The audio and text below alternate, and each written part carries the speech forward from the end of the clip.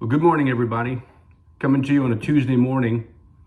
Wanted to give you a couple things to think about just for today, and to make this video as best as it could possibly be. I've included the participation of Godzilla and Dunkin' Donuts. Two things that'll never steer you wrong, except for the old Godzilla movies and the New England Dunkin' Donuts, who actually use real sugar in their coffee and it tastes like you're drinking sand. Otherwise, never let you down. So this morning, trying to figure out exactly where it is I'd like to go in this, there's a thought that occurred to me, just kind of coming from my own life. You're not ever going to be able to please everybody, and not everybody's going to like you. And you're going to disappoint some folks. That's just the way it is. I'm reminded of a moment in Jesus' life and ministry where he disappointed the people who loved him with all their hearts. You think, wow, God never disappointed anybody. Jesus never disappointed anybody. Well, yeah, he did. In Luke chapter 11, there's a story told of one of Jesus' best friends, a man named Lazarus from the village of Bethany. Lazarus becomes sick and he dies. Now, Jesus knew he was sick. He was sent word by Mary and Martha, Lord, the one you love is sick. But he didn't go right away. And he had his reasons. He had pretty good reasons. But he didn't go right away, and Lazarus ended up dying. In fact, Jesus not only missed the sickness, he wasn't there when Lazarus died, he wasn't there for the funeral, and he wasn't there for the burial.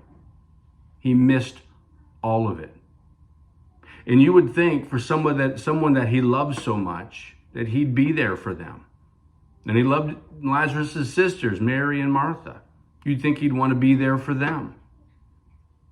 And boy, they were disappointed. I would say they were downright mad, devastated.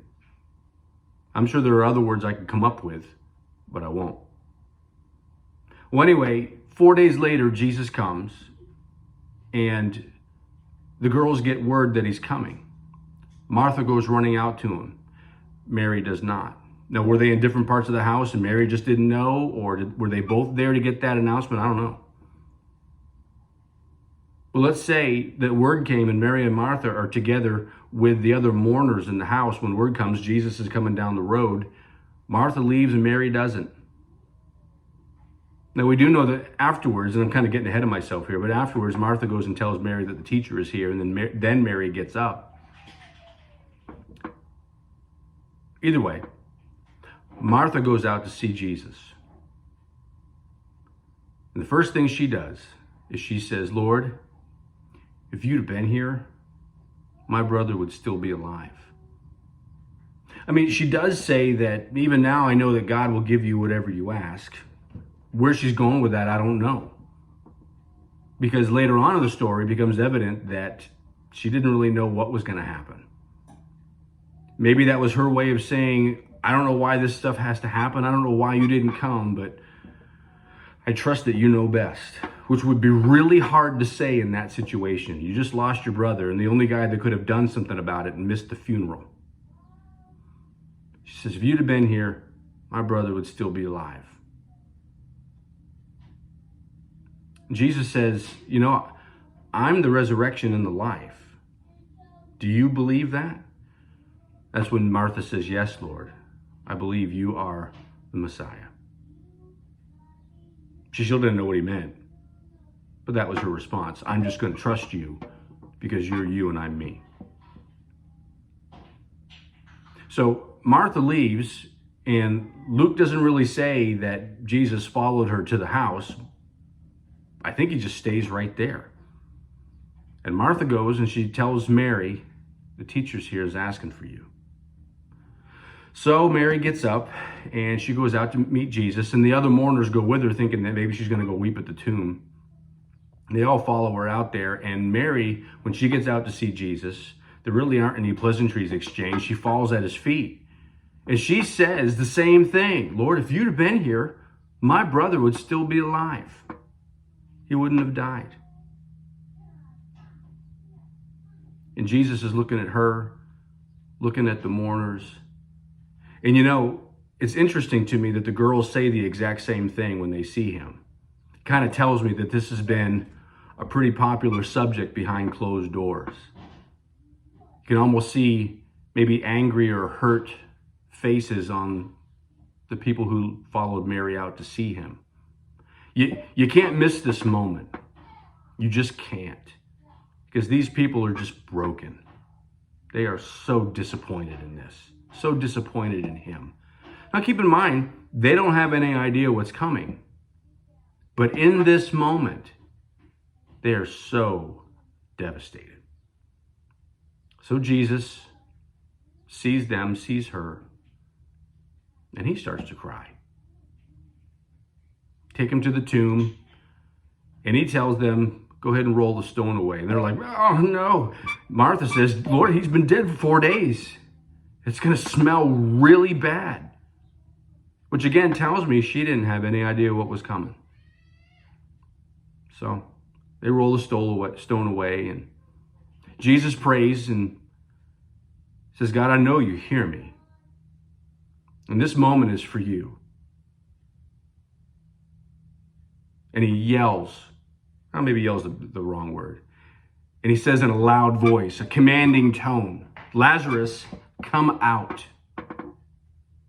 And Lazarus comes out, wrapped in the burial clothes, to the shock of everyone. And he says, unwrap him and let him go.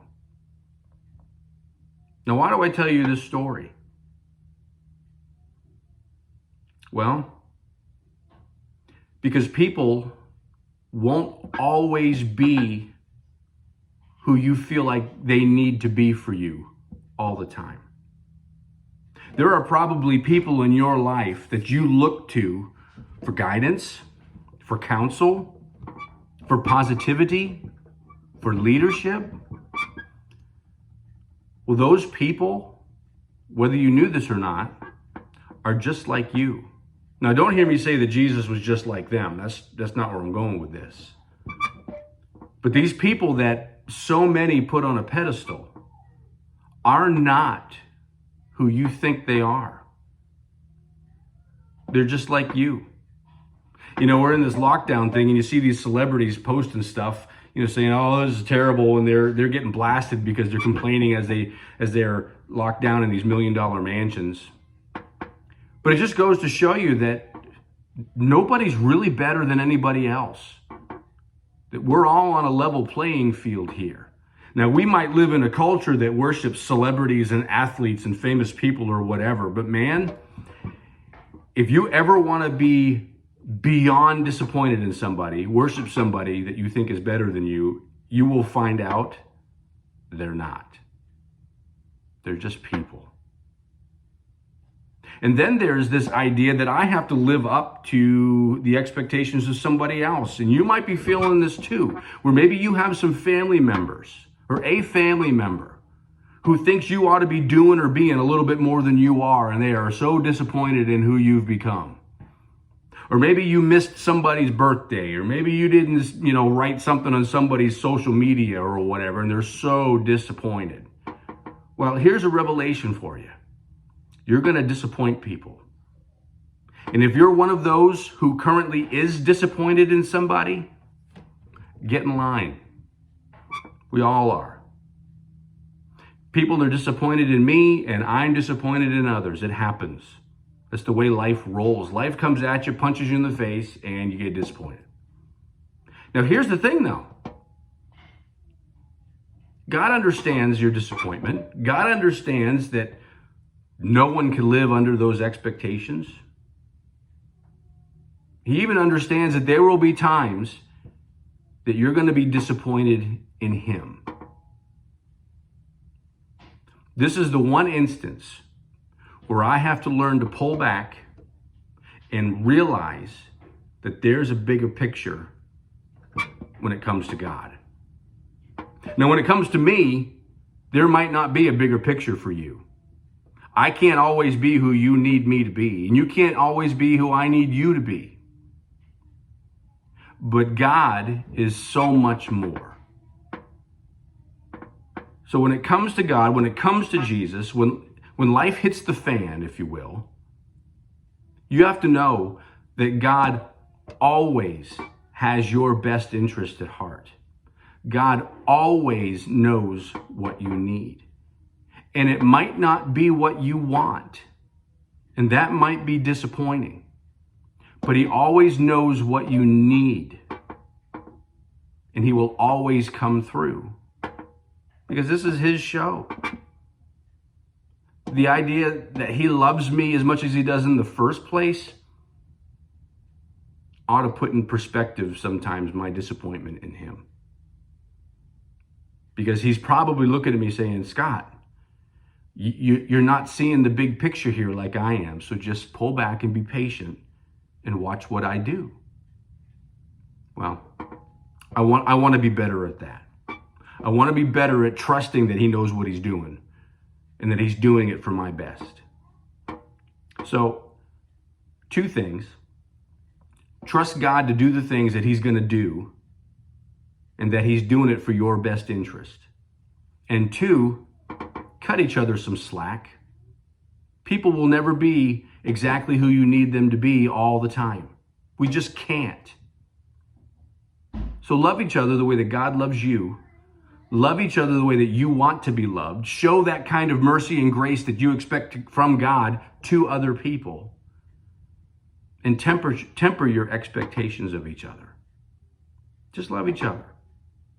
And trust that God's going to do what he needs to do for you in whatever moment you're in. Well, I don't know if that helps you this morning or not, but that's just kind of where my mindset is. I know Godzilla and coffee feel the exact same way. Regardless, have a blessed day, and we'll talk to you later.